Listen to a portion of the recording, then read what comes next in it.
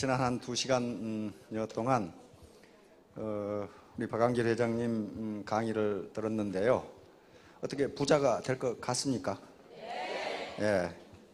참 강의 잘하죠? 네. 참 대한민국에 태어나길 다행이에요. 어려움을 극복하고 성공하신 위인들이 하나같이 하는 말입니다.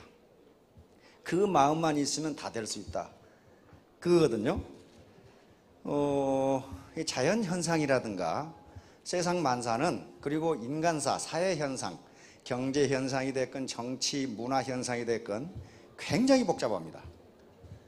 굉장히 복잡한데, 다시 말하면 어떤 현상을 결정하는 변수들이, 베리어블이 굉장히 많기 때문에 인간은 그 많은 베리어블을 고려해 가지고 이해를 하기가 힘들어요. 그래서 가능하면 인간이 이해하기 쉽도록 축약하려고 노력을 합니다. 간단하게 축약해서 이야기하려고 그래요. 예를 들면 부자가 되려면은 그 부자가 되기 위한 변수가 굉장히 많은데, 그 중에 가장 중요한 것이 무엇이냐를 가지고 성공한 분들은 얘기한단 말이에요. 그 중에 가장 중요한 것이 부자가 되겠다고 하는 생각, 그 태도라고 그래요. 태도, 애티튜드. 그것이 전부다라고 얘기하는 것은 다른 건 안 해도 된다, 그 말이 아니에요. 그것을 설명하려면 변수가 너무 많기 때문에 그 변수보다는 가장 중요한 하나의 변수를 가지고 이해하려고 하는 성격이 있습니다. 인간은 그것을 뭐라고 부르냐 하면 환원주의라고 부릅니다. 환원주의라고 이렇게 부릅니다. 환원주의, 리덕셔니즘이라고. 환원주의. 그러니까 예를 들면 이런 겁니다. 해모임의 수요에 영향을 미치는 변수가 무엇이냐 하는 거예요. 해모임의 수요에 영향을 미치는 변수, 해모임을 n이라고 그러고, 이것이 어떤 함수냐. 그러면 해모임을 살 것이냐 말 것이냐를 결정하실 때 뭘 보고 결정하시겠어요? 왜? 효능. 효능 좋아요. 효능. 이걸 효능을 A라고 그럽시다. 효능. 그런데 전번 앞에 회사에서 팔 때는 한 달에 이제 하루에 몇 개 팔았다고요? 500개 팔았다 그랬잖아요. 왜 그랬어요? 비싸서 그랬어요. 그래서 어떤 제품의 재화의 수요에 결정적으로 영향을 미치는 것은 그 재화의 가격입니다. 그 재화의 가격이에요. 그 다음에 그 사람의 소득이에요. 소득력 주죠. 소득이 높으면 살 거 아니에요. 소득이에요. 그리고 다른 재화의 가격들입니다. 예를 들면 홍삼의 가격이라든가 이게 비지떡이다, 싸다, 그러면 안 팔려요. 다른 대체재와 경쟁재의 가격이 어떻게 되느냐에 따라 달라져요. 그 다음에 소득 분배도 영향을 미칩니다. 소득이 얼마나 평등하게 분배되느냐. 그 다음에 이 외에도 여기에 영향을 미치는 요소가 굉장히 많아요. 그날 날씨의 온도라든가, 마누라하고 싸웠냐 안 싸웠냐 문제라든가, 일본하고 축구에서 이겼냐 졌냐 문제라든가 등등, 해모힘의 수요에 영향을 미치는 요소가 무지무지하게 많아요. 그런데 이렇게 많은 변수를 다 고려해 가지고 해모힘의 수요 함수를 만들면은 인간의 머리로는 이해할 수가 없게 돼요. 그러니까 다 지워버리고 수요 함수라는 건 요것만 가지고 해요. 그 재화의 가격. 그래서 요걸 뭐라고 그러느냐, 요걸 리덕션이면 환원주의라고 그래요. 간단하게 이해하고 싶어요. 그러면 다른 변수는 필요 없느냐? 그런 게 아니에요. 다른 변수는 필요 없는 게 아니라 우선 그 재화의 수요와 그 재화의 가격을 가지고 수요 함수를 만들어 놓고, 그러면 소득이 변하면 수요 함수는 어떻게 변할까? 그 방법으로 하는 거예요.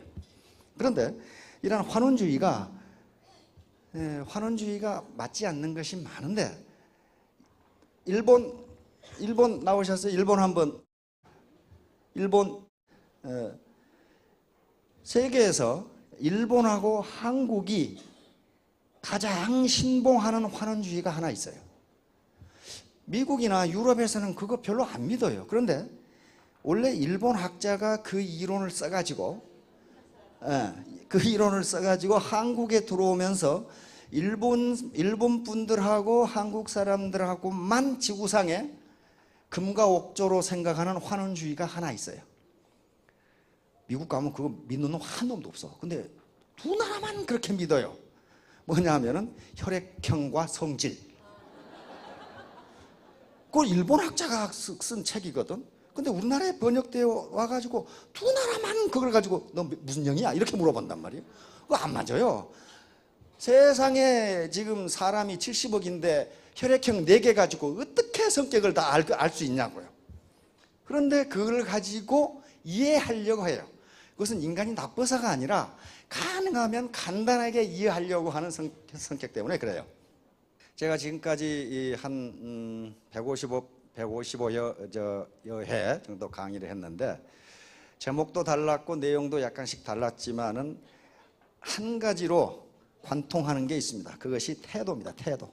성공하는 데 있어서의 성공을 결정하는 가장 중요한 요소는 태도다. 그 사람이 갖는 태도가 어떻게 되어 있느냐. 애티튜드. 다시 말하면 내가 부자가 되겠다고 하는 생각도 태도입니다. 그리고 내가 유통이라는 서비스업에 종사하기 때문에 겸손하게 고객을 섬겨야 되겠다고 하는 것도 태도예요. 태도는 한마디로 마음가짐이라고 할 수 있는데요. 마음가짐.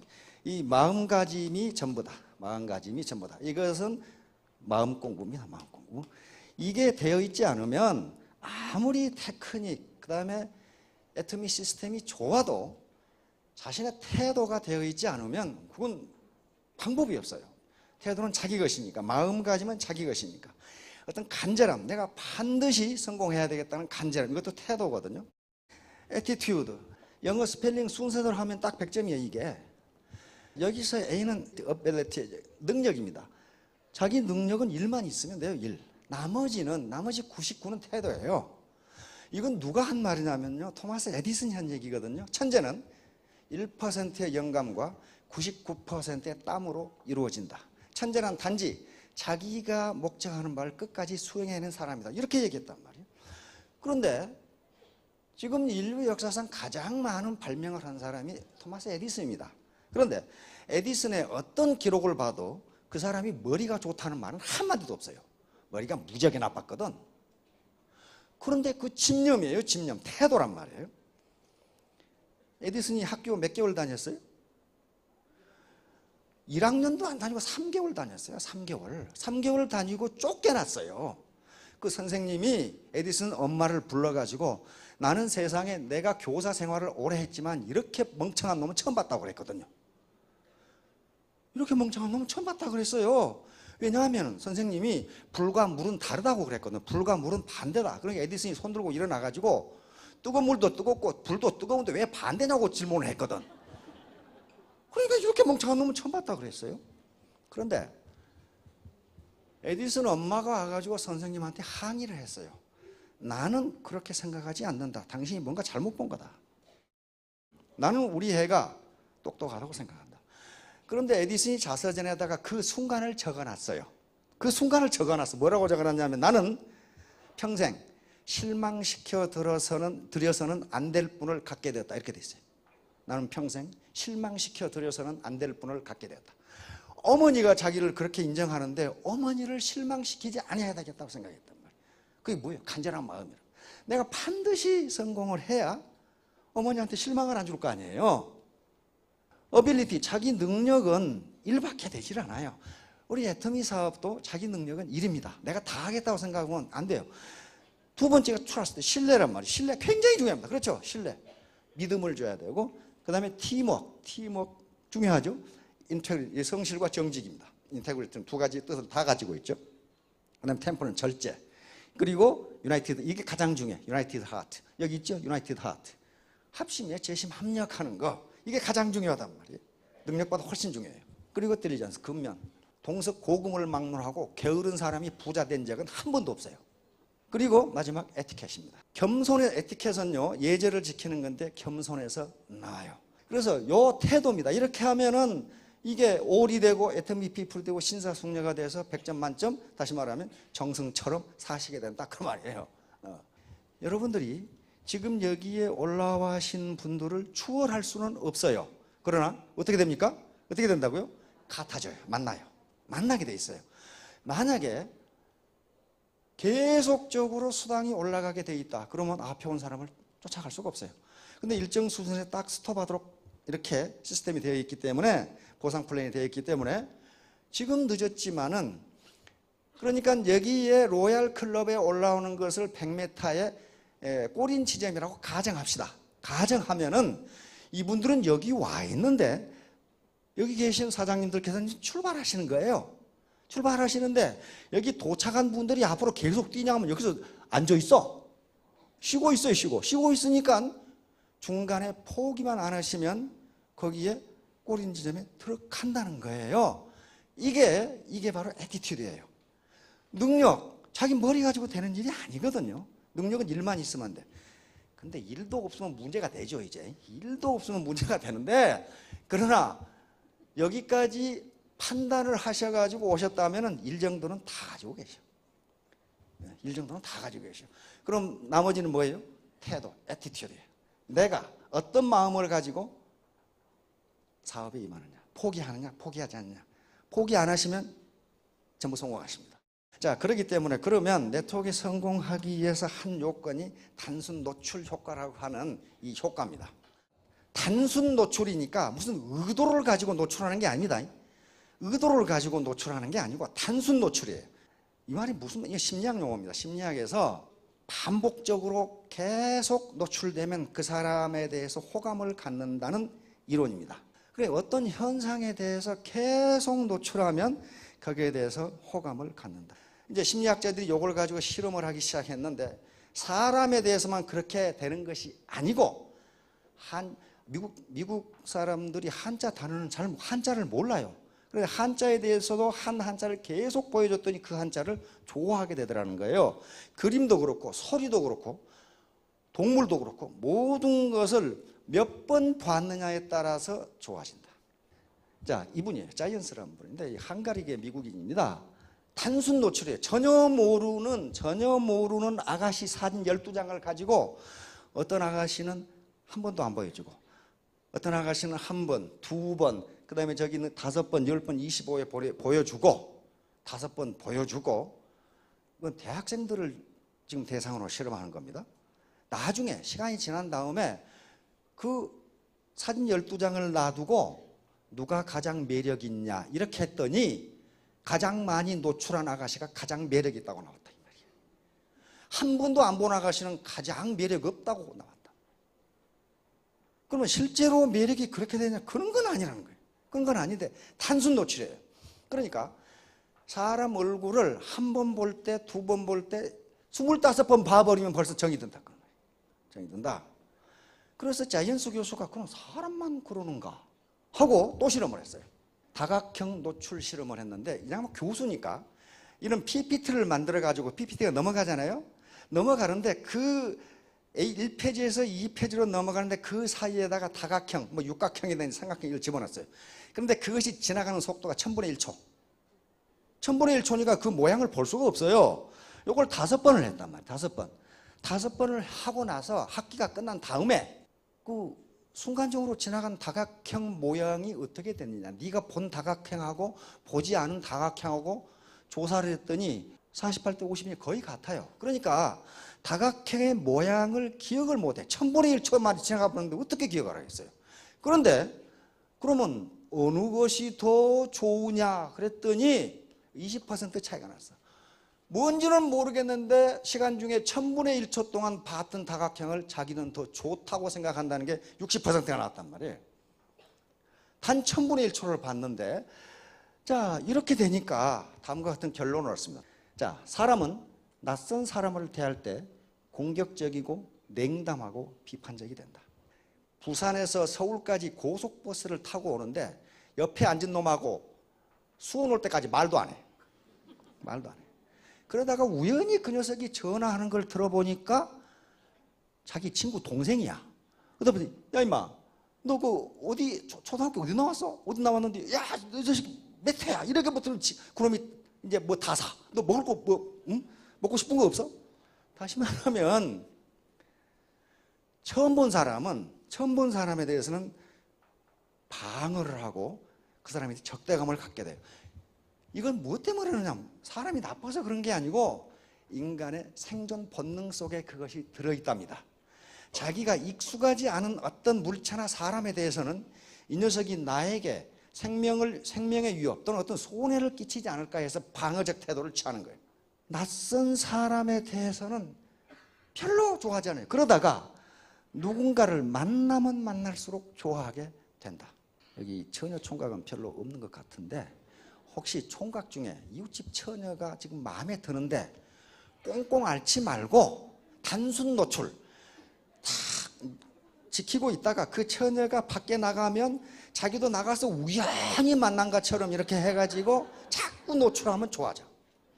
아가씨도 마찬가지예요. 또 40대 이 중년 신사분들도 혹시 마음에 드는 누군가가 있으면 아주 우연히 만난 것처럼 이렇게 가서 자꾸 만나면 정이 들도록 돼 있어요. 이게 심리학적으로 왜냐하면 처음엔 낯설을 때는 저 사람이 나에게 무슨 위해를 가하지 않을까 해서 경계를 하는데 자꾸 만나보니까 사람이 괜찮은 사람 같거든. 그래서 점점 가까워진다는 거예요. 자, 세 번째는 사람은 상대의 인간적 측면을 알았을 때 더 깊은 호의를 갖는다. 인간적 측면이라는 것은 여기서 그 사람이 성격이 좋으냐 나쁘냐 뿐만 아니고 나하고 유사점이 있다. 그런 거야. 유사점이 있다. 그래서 처녀 총각도 상대방이 내 마음에 들면은 저 아가씨가 좋아하는 게 뭔고 아이스 아메리카노를 좋아하는지 아이스크림을 좋아하는지를 알아서 우연히 만나서 뭔가를 시킬 때 나도 그거 좋아하는데 그러면 공통점이 생긴다 이 말이야. 이때 호감을 갖는다는 거예요. 이때 호감을. 그러면 이제 사업 성공하시겠죠. 자꾸 만나 자꾸 우연히 만난 것처럼 해가지고 그렇지 않고서는 일반적으로 세일즈맨에 대해서 일반인들이 갖는 생각은 굉장히 방어적 태도를 취합니다. 미국도 똑같대요. 저놈이 나한테 바가지를 씌우지 않을까, 나에게 사기를 치지 않을까. 그래서 한두 번 만나가지고는 내 진심을 전달할 수가 없어요. 자꾸 만나야 돼. 전화는 되지 않습니다. 전화는 그 사람 표정을 볼 수가 없어요. 인간은 오감 외에 육감이라는 게 있죠. 제6감이라는 게 있어요. 제6감입니다. 6감. 여섯 번째 감각이라는 게 있거든요. 그러니까 오감은 우리가 물리적으로 느끼는 거예요. 눈으로 보는 걸 뭐라 그래요? 시각. 코로 냄새 맡는 걸 후각. 맛보는 걸 미각. 듣는 걸 청각. 뭘 만져서 하는 걸 촉각. 이게 우리가 물리적으로 가지고 있는 오감인데 이거 외에 제6감이 있어요. 제6감은 뭐냐 하면은 그 사람의 인상을 보면 저 속에 뭐가 있는지를 대충 기라는 게 와. 그렇죠? 기라는 게 와. 이거 설명할 수가 없는 어떤 기라는 게 있단 말이에요. 기라는 게 와가지고 이 사람이 말만 그럴듯하게 하는 건지 진심인지 그게 통하는 수가 있어요. 근데 한두 번 만나가지고는 그 육감이 서로 통하지는 않거든요. 정말 우리 애터미 제품은 싸고 좋고 그리고 시스템 자체가 좋은데 처음 이야기해서 믿는 사람이 없다니까요. 왜? 그 사업자의 진심이 뭔지 이놈이 나한테 사기를 친 건지 알 수가 없어요. 전달이 안 되는데 자꾸 단순 반복적으로 만나게 되면은 그 진심이 설명이 아니고 제 육감을 통해서 전달이 된다는 거예요. 그러면 서로 친해져요. 익숙하지 않은 자극에 노출되었을 때는 인간은 반드시 공포를 느끼고 회피한다는 게 뭐 때문에 그러냐? 살아남으려고 생존 본능 때문에 그렇다. 여러분들 처음 만나는 누군가 고객을 리크루팅 할 수 있다? 거의 불가능해요. 왜? 경계를 하거든요. 공포, 회피. 그러다가 반복적 노출이 되면 호감을 갖게 돼요. 회사에서 회사 커플이 많은 게 가서 물 먹으러 갔다 둘이 만나. 근데 내가 보니까 이 아저씨가 의도적으로 나온 것 같아. 언제 물 먹으러 나오는가 보자 해가지고 딱 나오면 자기도 물 먹으러 가서 이렇게 하면 된다니까요. 돼요. 이것도 마찬가지예요. 자꾸 만나면 호감도가 계속 올라요. 사진이라도 계속 보면 계속 좋아져. 이게 단순 노출이에요. 의도를 가지고 노출하는 게 아니고 단순히 본다는 것 자체가 좋아져요. 본다는 것 자체. 그러니까 애터미 사업에 성공하려면 마당발이 돼야 된다. 괜히 사무실에 앉아서 컴퓨터 뚫고 앉아있으면 안 되게 돼. 자꾸만 내, 자꾸. 바로 광고가 그런 거예요. 광고 중에 정말 듣기 싫은 광고가 있어요. 근데 듣기 싫은데 계속 하는 광고가 있어요. 어떤 광고가 단순 노출 효과를 이용하냐 하면은 우리 가정의 지출 비중 중에서 그렇게 크지도 않고 잘못 샀다고 해서 살림이 거덜나는 것도 아니고 그 효과도 대부분 다 똑같고 그런 것들은 뭔가 그걸 사러 갔을 때 자기 머리에 남는 것을 가지고 사는 거지 품질을 비교해 봐 가지고 사지를 않는다. 예를 들면 머리가 아파서 약국에 진통제를 사러 갔어. 그러면 각 약국의 진통제를 비교해 분석 평가해 가지고 사 먹습니까? 그냥 늘 들었던 생각, 한 잔 하나 주세요. 뭐 그런 식이야. 계속 들었거든. 그리고 진통제 성분이 다 똑같아. 그 성능을 다른 제품과 비교해서 별 차이가 없는 것은 계속 이야기하면 산다 이 말이야. 계속 이야기하면. 그런데 우리 애터미 제품처럼 탁월한 제품은 계속 이야기하면 사게 돼 있어요. 그게 이야기를 안 하니까 안 사지. 아무튼 인간은 육감이라는 게 있기 때문에 만나서 얘기하면 언어로 통하지 않는 것이 통할 수가 있다. 그 진정성이 통해. 진정성. 이제 수면자 효과. 수면자 효과가 아주 굉장히 중요한데요. 미국에 지위를 살린 잭 웰치라는 회장 들어보셨죠? 중성자탄 웰치라고 그러는데 지위가 에디슨이 만든 회사 여러 개 합했지만은 그래서 그 지위에서는 에디슨만 내세웁니다. 에디슨이 하도 유명하니까. 그런데 그 회사가 죽어가고 있었어요. 점점 경쟁력이 떨어져. 잭 웰치는 40대 중반의 사나이가 화학자입니다. 회장이 돼가지고 지위를 개혁하기 시작했어요. 무엇 때문에 지위가 그러는가 봤더니 관료주의예요. 관료주의. 다시 말하면 전부 다 목에 힘이 들어가가지고 거만해져 있어요. 겸손해야 되는데 전부 거만해져 있어. 지위를 따라하려면 어디냐 이런 식으로. 그런 사람을 전부 해고시켰어. 몇 명을 해고시키냐면 9만 명을 해고시켰어. 어떻게 되겠어요? 우리 같으면 맞아 죽겠죠. 그런데 약속을 했어요. 다시 살아나면 다시 모르겠다. 9만 명 해고시켰는데 지위가 살아나면서 20만 명을 고용시켰어. 됐죠? 그런 사람이에요. 그 사람이 한 얘기가 있어요. 뭐라고 했냐? 그 사람은 70번이라고 70번 이야기하지 않은 것은 한 번도 이야기 안 하는 거하고 똑같다. 70번 얘기해. 70번. 이렇게 해라. 이렇게 해라. 왜냐하면요. 근데 그것이 지금 학자들에 의해서 이론으로 정립이 되어 있어요. 현대인들이 가지고 있는 지식은 너무 많다는 거예요. 너무 많은데 그 지식을 행동으로 옮긴 사람은 1%도 안 된다는 거예요. 자기가 알고 있는 지식을 행동으로 옮기면 되는데 안 된다는 거야. 그게 그 인간의 본능인가 봐요. 그래서 잭 웰치가 하는 말이 70번 듣지 않으면 행동으로 옮기지 않는다예요. 요즘 시중에 책이 나와 있죠. 그 책이 나와 있어요. 켄 브랜차드라고 하는 칭찬은 고래도 춤추게 한다. 그 책을 쓴 사람이 또 하나 책을 썼어요. No can do. 제목은 그건데 아는 것은 실천할 수 있다야. 있는데 근데 번역은 그렇게 안 되어 있어요. 춤추는 고래의 실천 그랬어요. 그 책에는 고래도 없고 춤도 아무것도 없어요. 근데 제목을 그렇게 섹시하게 달아놔야 팔리거든. 그런데 그 책의 내용이 뭐냐 하면은 계속 반복적으로 듣지 않으면 실천하지 않는다예요. 그래서 원데이와 석세스에 계속 들으라는 게 몰라서 들으라는 게 아니고 계속 들으면 실천하게 된다예요. 실천하게. 잭 웰치 같은 세계적인 경영자가 지위에 들어와 있는 사람들이 보통 사람들이 아닌데 그 사람들이 뭐 무식한 사람들이 지위에 와 있는 사람 최고의 엘리트 사원들인데 70번을 얘기해야 된다. 70번 얘기하지 않은 것은 한 번도 이야기하지 않은 것과 같다.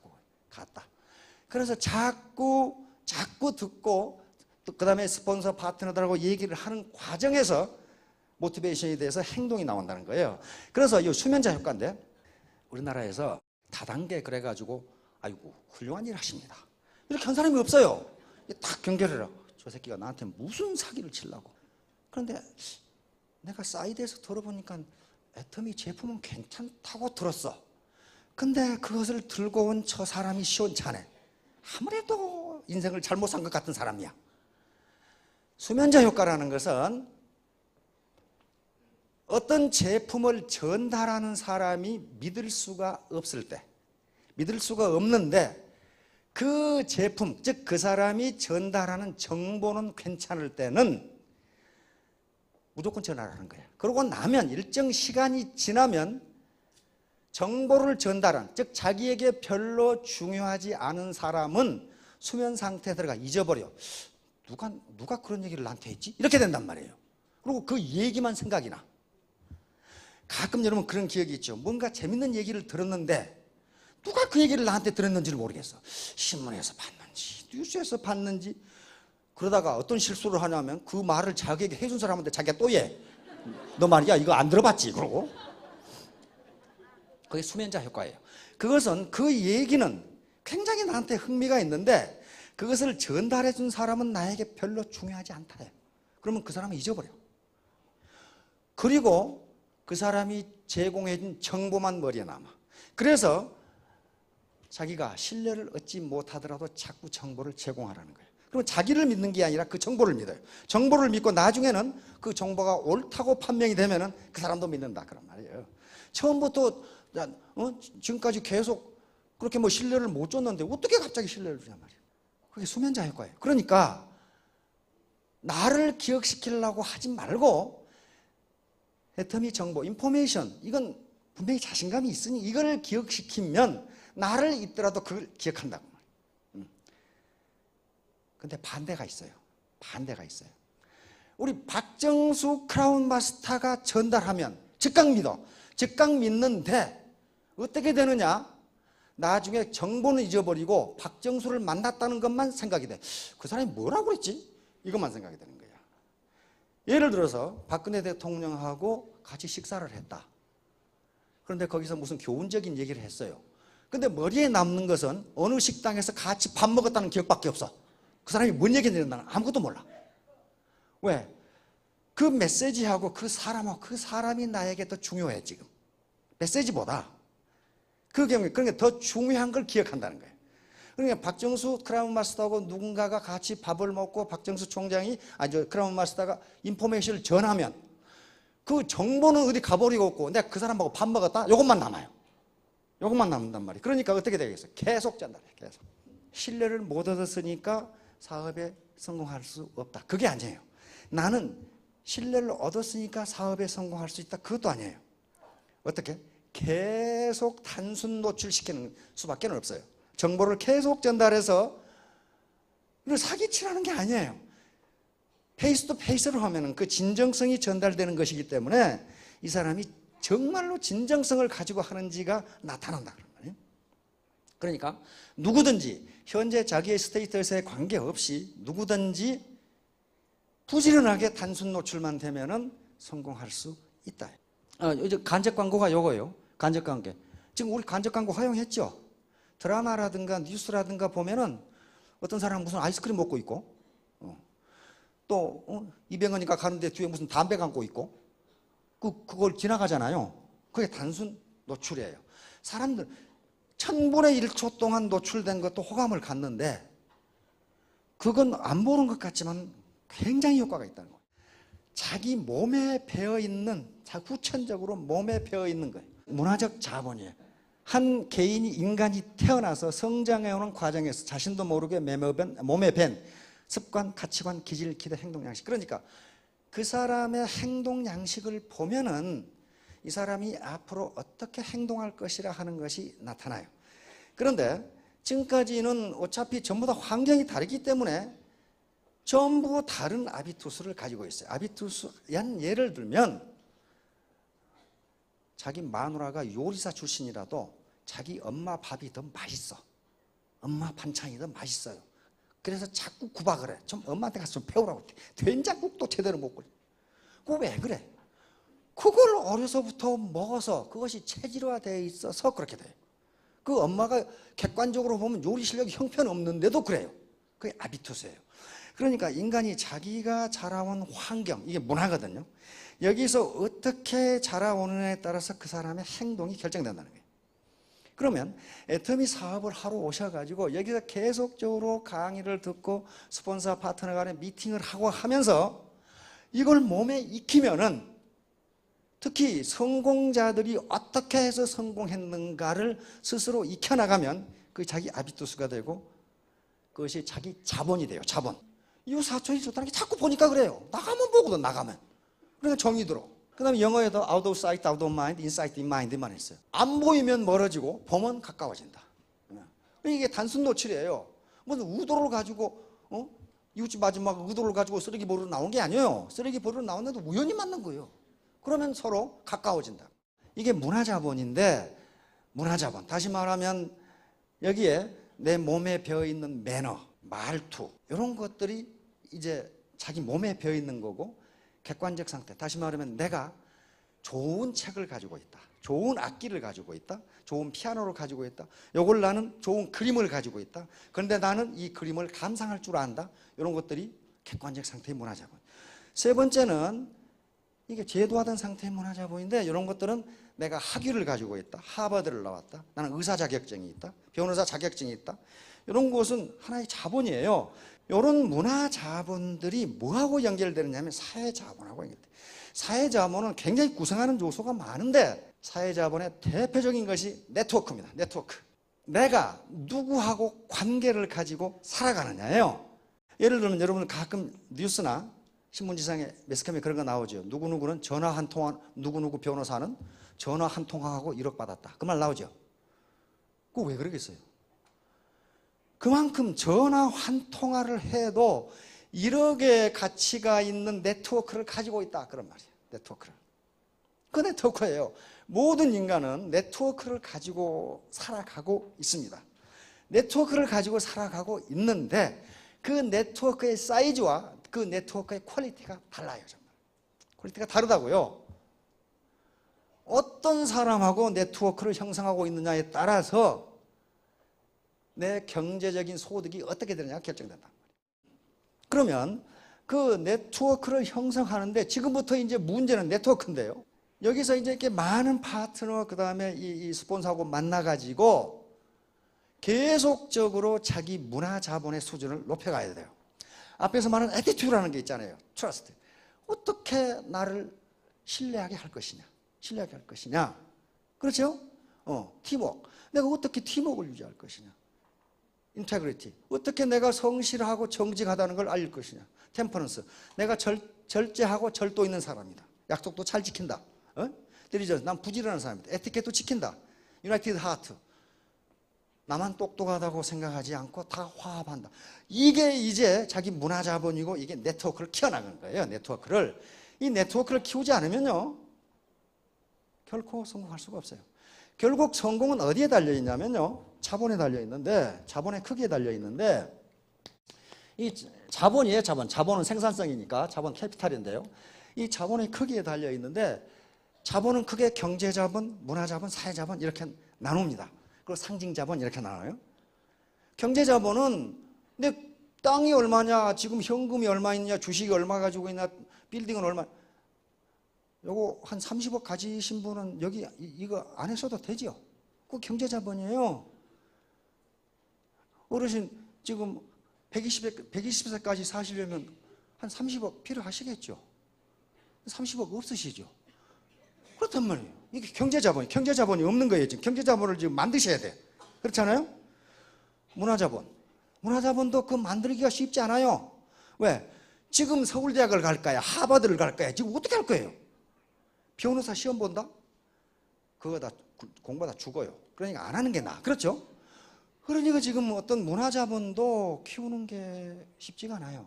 그렇다면 여기 와서 공짜로 문화자본을 키우면서 공짜로 소셜 네트워크, 다시 말하면 사회자본을 키울 수밖에 없어요. 사회자본을 이 많은 사람과 네트워크를 형성한다는 게 사회자본이에요. 그게 자본이에요, 자본. 자본이 없으면 생산성이 없어요. 피에르 브리디라는 사람이 왜 이걸 연구를 했냐면은 서구 같은 사회는요, 세금이 엄청나게 높아요. 50% 이상이죠. 덴마크가 보니까 53%입니다. 그렇게 높아. 그래서 도저히 경제 자본의 세습이 이루어지기가 어려운데 어떻게 부자들이 부자인가? 어떻게 귀족아들이 귀족으로 계속 사는가? 이걸 연구하다가 이걸 찾아낸 거예요. 그런데 그 사람들은 경제 자본을 상속해 주는 게 아니고 문화 자본과 사회 자본을 상속해 주더라 그런 말이에요.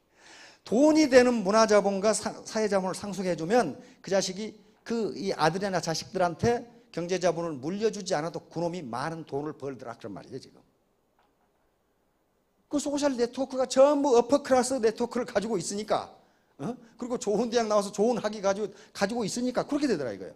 그럼 우리는 지금 그걸 시작할 수는 없어요. 그러나 여기서 애텀이라는 공동체를 통해서 문화 자본을 늘리면서 소셜 네트워크를 키워나갈 수가 있어요. 그 방법밖에 없어요. 지금 뭐 복권 당첨된다. 아주 그 확률이 무지무지 낮은 겁니다, 그거.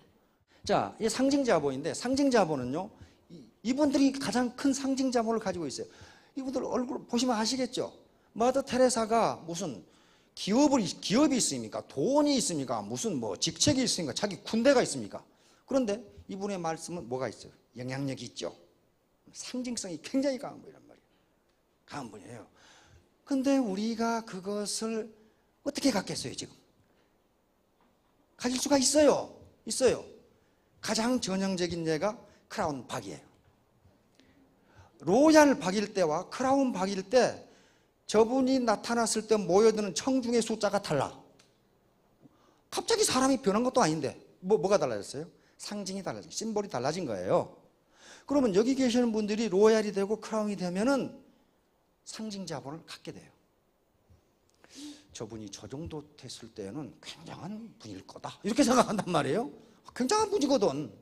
굉장한 분이거든. 얼마나 큰 노력을 했겠어요.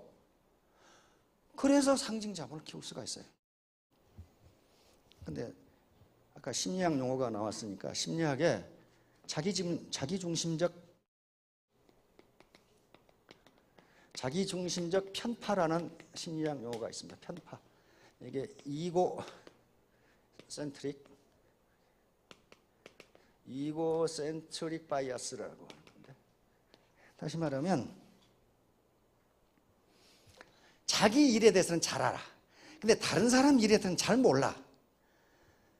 박정수 크라운을 보니까 맨날 옷 잘 입고 아름답게 웃고만 있는 것 같은데 저 사람은 노력도 안 하고 회사에서 봐줬는가 보다 그렇게 생각한단 말이에요.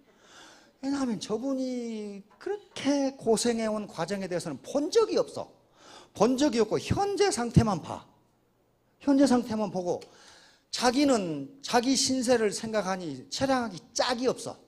나는 이렇게 고생해도 안 되는데 저분은 겉에 보니까 맨날 놀기만 하는데 저렇게 됐고, 다른 사람은 현재 성공한 모습만 보이지만 자기는 고생한 생각만 나. 그러니까 자기중심적으로 생각해서 나만 고생한다. 그렇게 나만 고생한다. 이것도 학자들이 많은 실험을 했는데 미국의 프로농구팀의 심리학자들이 조사를 했어요. 프로농구팀에 처음 조사를 했더니 이 농구팀에 제일 기여하는 사람이 누구라고 생각하느냐 그랬더니 농구 선수 100%가 나 내가 가장 기여하는데 저 자식이 연봉은 더 많다 이렇게 하는 거예요.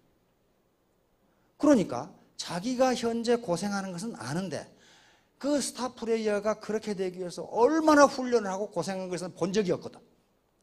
본 적이 없고 현재 연봉만 보이거든. 그러니까 어떻게 그렇게 조사가 됐는지 농구팀의 선수는 전부 자기가 팀 공헌도 1등이라고 적어냈다. 그런데 나보다 저놈이 연봉을 더 많이 받는 건 부당하다 이렇게 적어냈다. 이게 자기중심적 편파라고 하는 거예요. 그러니까 여기 계시는 분들이 오늘 지금 직급자 많이 나오셨는데 저분들이 현재 모르는 분들은 저 직급만 보이지만은 저기에 올라가기 위해서 얼마나 노력했는가는 보이지가 않아요. 보이지가 않으니까 나도 저렇게 해야 되겠다는 생각을 못하고 저놈은 누군가 봐줬는가 보다. 스폰서가 좀 쳐줬는 모양이지. 이렇게 생각할 수 있단 말이에요. 그게 아니라는 거예요. 자, 인간을 비롯한 모든 생명체의 바로 생존 본능이 처음 만난 사람은 경계한다. 개하고 고양이하고는요, 만나면 싸워. 만나면 싸우는데 이 두 놈은 뭐 하고 있어요, 지금? 요 두 놈은 처음 본 거예요. 그러니까 싸우는 거예요, 지금. 근데 이 녀석들은 계속 지금까지 여러 번 보니까 친해졌어요. 그 다음에 고양이하고 닭도요, 고양이가 닭만 보면 쫓아. 근데 요 두 놈은 친하잖아요, 지금. 자꾸 본 거예요, 지금 뭔가. 호랑이하고 토끼는 더 하지요. 어떻게 호랑이하고 토끼하고 이렇게 장난치고 놀고 있냔 말이에요. 요건 자꾸 봤다는 거예요, 어려서부터. 자꾸 보니까 친해졌어요. 요놈하고 요놈하고 호랑이하고 지금 토끼하고. 개하고 원숭이는 만나면 싸워요. 견원지간이라고 그러죠. 근데 이 자식은 업고 가고 있어. 그렇죠? 이러면 이 원숭이는 개 끌어안고 있어요. 요놈들은 자꾸 본 거예요, 지금. 자꾸 보니까 상대가 나를 해치지 않는다는 걸 알게 된 거예요. 닭하고 개, 마찬가지죠. 닭하고 개. 닭이 개를 품고 있잖아요. 자, 여기서 결론을 맺도록 하겠습니다. 단순 노출.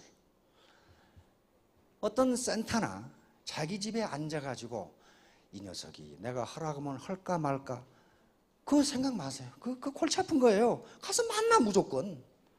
자꾸 만나다 보면은 가까워진다. 그러면서 상대방은 세일즈맨에 대해서 경계를 풀게 돼요. 아, 저 녀석이 나를 해치려고 나에게 손해를 끼치려고 하는 것이 아니로구나. 그리고 자꾸 얘기하다 보면 제 육감이라는 것이 있다고 그랬죠. 진정성이 느껴지면 받아들여요. 그리고 잊지 마셔야 될 것은 수면자 효과입니다. 슬리퍼 이펙트라고 하는 건데, 수면자 효과. 어떤 사람이 어떤 정보를 전달할 때 그 정보를 전달하는 매체, 사람이란 매체가 신뢰성이 없으면 얼른 받아들이지는 않는데 일정 시간이 지나면 신뢰성이 없는 전달자는 잊어버리고 강한 메시지만 남는다. 강한 메시지만 남아요. 왜 애터미의 메시지가 강하냐 하면 그것이 진실이기 때문에 그래요. 진실은 강하거든요. 진실이기 때문에 그렇단 말이에요. 그만 남아. 그래서 결국은 그 사람이 이걸 누가 나한테 전달했지? 이렇게 된다. 생각은 안 나니까. 그러다 결국 계속 그 사람을 결국 만나게 되고 그 사람 좋아하게 된단 말이에요.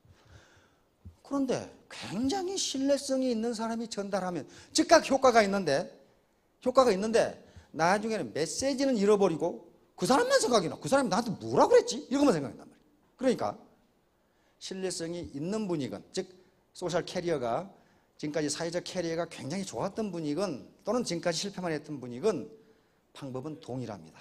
계속 단순 노출해가지고 메시지를 전달하는 수밖에 없어요. 수면자 효과가 작용하니까 그렇단 말이에요. 그것만 하고 그러면 그 애티튜드인데 그 태도가 99%다. 두뇌, 어빌리티, 이 영감 또는 두뇌 또는 머리는 능력은 1%밖에 안 된다. 자, 여기 계시는 분들 여기까지 오셨다면은 머리 1%는 충분히 됩니다. 그렇죠? 우리 정주영 회장님이 말씀하신 명언 한마디 하고 끝내겠습니다. 머리는 쓰라고 얹어놓은 것이다. 네, 모두 큰 부자가 되시기 바랍니다. 감사합니다.